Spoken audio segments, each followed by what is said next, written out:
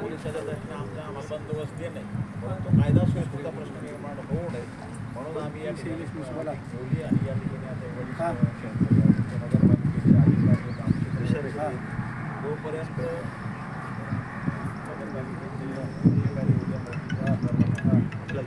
तुम्ही अभिलेखवाले मोजणी करणार आणि मोजणी केल्यानंतर या ठिकाणी तुम्हाला काय अडीअडचणी असतील काही असेल तर तोपर्यंत तुम्ही वरिष्ठाला महानगरपालिकेला त्या गोष्टी सांगू शकता काय अडचण असतील. पण मोजणी कुठल्या येणार नाही. मोजणी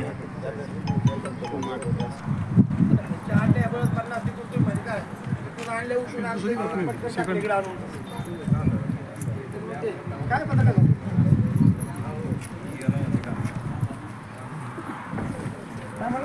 फपाळे CLTC अभियंता महानगरपालिका छत्रपती संभाजीनगर.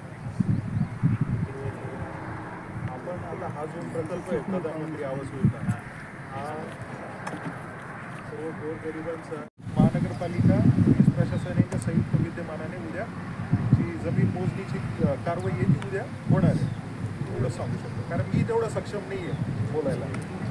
हो सर, तुम्हाला पाठवलंय, जर तुम्ही सक्षम आहात म्हणूनच पाठवलं ना, नाही तर अधिकारी दुसऱ्याला पाठवलं असतं. आपल्याला अर्धा डझन पडलेले. बरोबर आहे, सार्वजनिक बोलतायत ना तुम्ही. वरिष्ठ येत आहेत, मी तुम्हाला योजनेची माहिती देतोय. नाही चालेल ना, आम्ही तेवढंच घेतोय ना. तुम्ही जी माहिती दिली तीच घेऊन आम्ही माहिती आहे आमच्याकडे.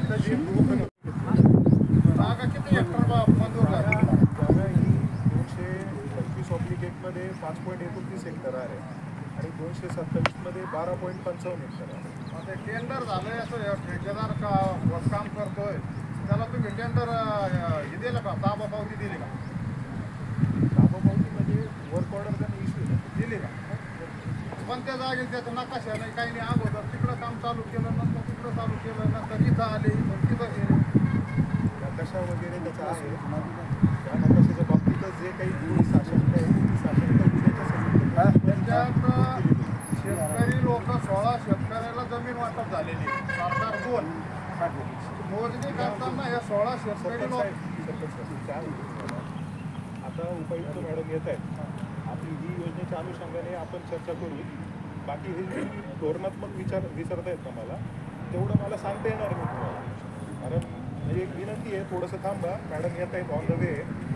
त्या ठिकाणी तुम्ही सांगितलं आता किंवा चर्चा झाली, चर्चेमध्ये असं सांगितलं होतं की 17.5 हेक्टर या वस्तीला कोणी हात लावणार नाही भविष्यात. पण हे परिपत्रक आलं त्याच्यानंतर हे आलं ना, हा प्रश्न सगळ्याला ते होतं. त्याच्यानंतर तुम्ही जेव्हा पहिलं सुरुवातीला ना कशामध्ये रेगा मारल्या, त्याच्यामध्ये जसं अंकल उभं राहिले होते, यायच्या जमिनीवर तुम्ही गेले 227/9 227/10 मध्ये यायचे गेले, 208 मध्ये तुम्ही गेले 25 मध्ये. त्याच्यामुळे लोक परेशान झाले ना. तीच आता उद्या क्लिअर होणार आहे ना मोजणी. प्रत्येकाची मोजणी करणार साहेब. विकासाला आमची विरोध नाही, फक्त कोणाला अन्याय व्हायला नाही पाहिजे. नाही, आम्हाला कोणाला अन्याय करायचं नाही. आम्ही सगळं कॉपरेशन करू. मला परस्पर आहे ना नकाशा बनवला आणि त्या जमिनीवर जाऊन उभं राहिले. मोजणी नाही केली, तुम्ही नकाशा केला.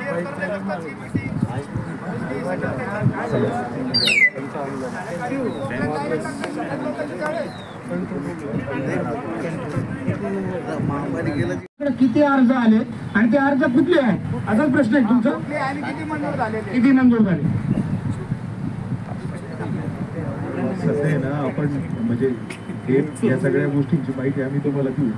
आता आपली ही जी मीटिंग आहे ना, प्रामुख्याने उद्याची जी मोजणी आहे त्याच्या अनुषंगाने मीटिंगला अर्थ असला पाहिजे ना. तुम्हाला माहिती छापणार आहोत तर नेमकं कशासाठी मीटिंग झाली आणि त्याचा आउटपुट काय हे आम्हाला पत्रकारांना कळायला पाहिजे ना. मीटिंग जी आहे ही प्रामुख्याने उद्याची जी मोजणी करणार आहेत आपण.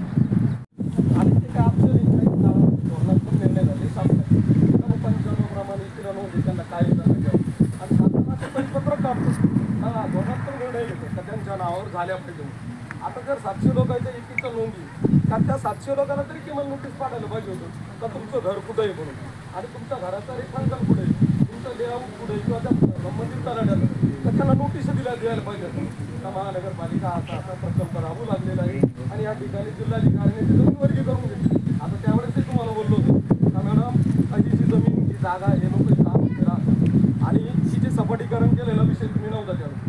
ही लोकांनी गावांनी या गावठांचा विस्तार झाला आणि गाव प्रस्तावित गाव एका बाजूला आहे आणि वस्ती एका बाजूला आहे. जे त्या वस्तीचा भाग आहे इथं मतदार करता लोक इथं मेंबर निवडून येतात आणि ते निवडून आल्या कारणाने इथं मतदार येते. त्यांच्या घरं इथं त्यांची नोंद येते ग्रामपंचायतला आणि त्या इच्छेलाची नोंद. आता त्यांनी ही जागा रिझर्व करून ठेवलेली आहे ध्यान साधण्यासाठी, बाजार तळासाठी, दवाखान्यासाठी आणि अजून काही प्रकल्प त्यांचा बाजार असेल तो आठवडी बाजार इथं भरत नाही. दुसरीकडे त्यांचं असं एक ध्येय धोरण आहे. आम्ही पळून जायचो. त्याच्यामुळे पहिल्यांदा मी तुम्हाला धन्यवाद मानते की तुम्ही आपण सगळेजण सौदार्याने इथे बोलत आहोत.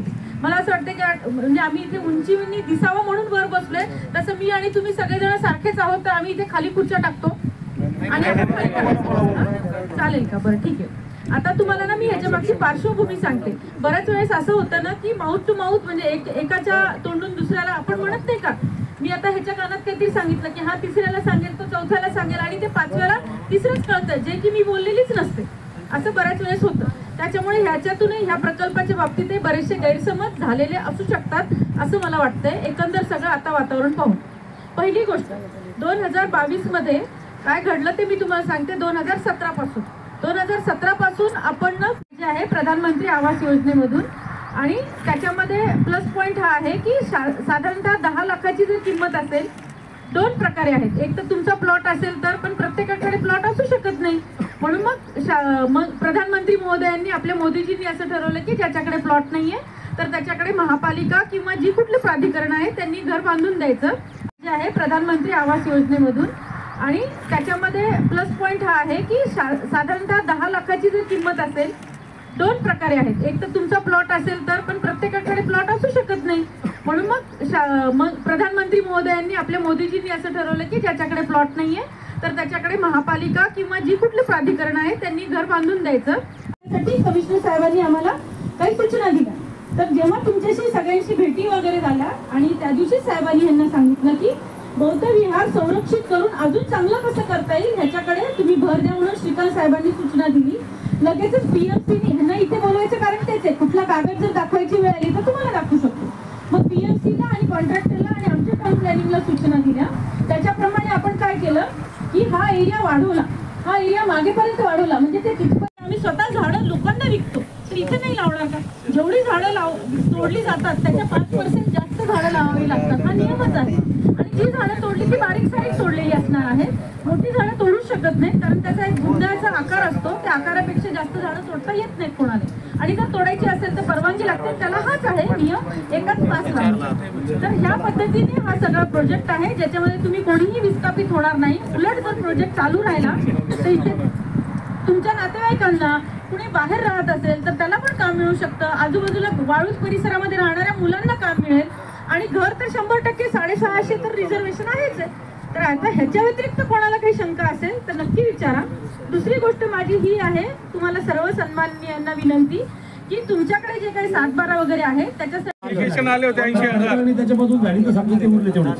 पण आता लेटेस्ट मध्ये 17 जुलैला जिल्हाधिकाऱ्यांनी एक आदेश काढलाय मॅडम का त्यामध्ये संपूर्ण जिल्ह्यामध्ये जे काय अतिक्रमण धारक आहेत त्यांचा सर्वे करायचा आणि ते अतिक्रमण निकषित करायचं. आता आपली एका बाजूला बैठक झाली, विभागीय आयुक्त होते, कलेक्टर साहेब पण होते. त्यामध्ये डिस्कस झालं की एक क्षेत्र 17.5 हेक्टर ते आणि इकडची जागा ही सोडण्यात येईल. मग त्याच्यानंतर जर असं पत्र निघत असं तर यांनी काय विचार करायचा, यांनी काय विचार करायचा याच्यावर म्हणजे हे समजलं पाहिजे ना. कारण हे पत्र निघालं मॅडम. मॅडम हे पत्र निघाले परत कलेक्टर साहेब म्हणजे तुम्ही कशासाठी आला? अहो मॅडम आपण जेव्हा या प्रश्नावर येतो मग उत्तर पाहिजेत ना सामान्यांना ढकलणार ते त्यांच्यावर ढकलणार असा प्रश्न कलेक्टरने ताब्यात घेऊन यायला जायचंय.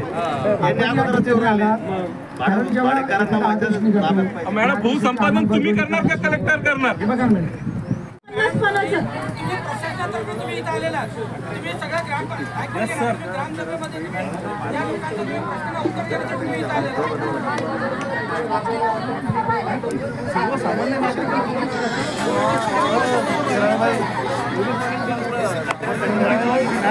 संबंध चांगले पोलीसवाल्याचे बिघडून टाकून येतो.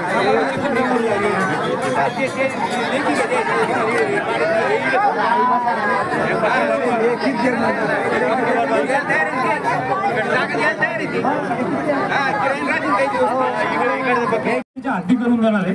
ज्या शेतकऱ्यांना कोणा दिल्या जमिनी आहे त्याच्यानंतर मालकी हक्काच्या जमिनी या साईडला जेवढ्या आहे तिथपर्यंत येणार नाही असं त्यांचं म्हणणं आहे या पद्धती आजच्या. अरे दंगलग्रस्त पथकची काय आवश्यकता नाही मोजणी करायला. काय म्हणलं साहेब? दंगलग्रस्त पथक आणायची काय आवश्यकता आहे मोजणी करायला. आम्ही तयार आहे मोजणी करून द्यायला. हे बघा आताच विरोध करताय, उद्या विरोध कोणीच विरोध करणार नाही, कोणीच विरोध करणार नाही. गावाच्या वतीने ज्या ठिकाणी दंगलग्रस्त पथक आणल्यामुळे जनतेमध्ये भीतीचं वातावरण निर्माण होतं सर. सर हे बघा ज्या ठिकाणी मनपाला जागा देण्यात आलेली आहे त्याच्या हद्दीच्या निश्चित असतील त्या ठिकाणी मोजणी करायला कोणाचा विरोध नाही. दंगलग्रस्त पथकची आवश्यकता नाही. कोणाचा विरोध त्या ठिकाणी राहणार नाही. पोलीस द्या तुम्ही फक्त 4 पोलीसवाले. त्यांचं म्हणणं तेच आहे.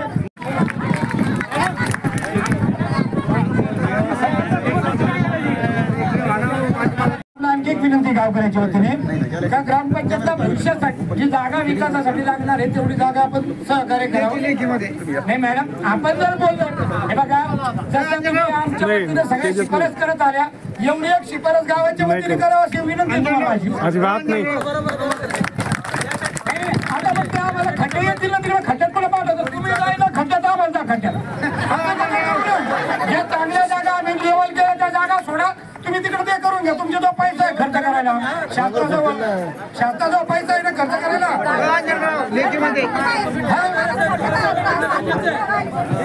अरे धन्यवाद आपण आलात. मी पुन्हा एकदा मॅडमला विनंती करतो की बाबा तुम्ही त्या जागा आहे त्या लेवल करा. काय भाऊ उद्या दिनांक 30 तारखेला मोजणी होणार आहे. ज्यांचे कोणाचे आक्षेप होते त्या अनुषंगाने माननीय विभागीय आयुक्तांच्या अध्यक्षतेखाली एक बैठक झाली होती. त्याच्यामध्ये सर्व संबंधितांना त्यांनी आदेश दिले होते की मोजणी करावी. ज्यांच्या कोणाच्या शंका असतील त्या दूर कराव्या. तर मग उद्या पुन्हा मोजणी करताना प्रश्न उपस्थित होऊ नये म्हणून एक ग्रामसभेची आणि मोजणी विभागाची पण अशी हे होती की इच्छा की आपण एक छोटीशी मीटिंग घेऊन बैठक घेऊन त्याच्यामध्ये कोणाचे जे काही शंका असतील ते निरसन करावे. मला असं खात्री आहे की आज आपण जे काही इथे आम्ही सगळेजण बसलो त्याच्यामुळे म्हणजे ग्रामसभेला म्हणा किंवा गावाला जे काही गैरसमज झाले होते ते आम्ही दूर करू शकतो आणि उद्या मोजणी कामी सगळेजण सहकार्य करतील अशी अपेक्षा. पंतप्रधान आवास योजनेअंतर्गत या ठिकाणी किती घरं बांधले जाणार? साधारणतः 6,500 घरं इथे बांधले जाणार आहेत. आणि किती एरिया अक्वायर केला जाणार? त्याच्यामध्ये 18 हेक्टर जमिनीवर तेवढ्या 6,500 घरं होती, फ्लॅट होती. आक्षेप काय काय होते? ह्या आक्षेपांची ऑलरेडी मीटिंग झालेली होती. उद्या मोजणीसाठी म्हणून आम्ही आज आलो होतो. आज जी नागरिकांबरोबर चर्चा झाली काय निष्कर्ष निघाला? उद्या मोजणी शांततेत होणार का? काय वाटतं? मला त्याची 100% खात्री आहे. कारण की त्यांनी सर्वांनी पण सहकार्याची भावना व्यक्त केलेली आहे. पोलीस डिपार्टमेंट पण सोबत आहे आणि प्रत्येक डिपार्टमेंट सगळ्यांची सहकार्याचीच भावना आहे त्यांची आणि आमची. तर मला खात्री आहे की उद्या कारण आपण मोजणी करत आहोत आणि ती फक्त दुसऱ्यांना काही शंका उपस्थित झाल्या म्हणून नाहीतर आधीच मोजणी झाली होती. त्याच्या अनुषंगाने आपण प्लॅन पण बनवलेला होता.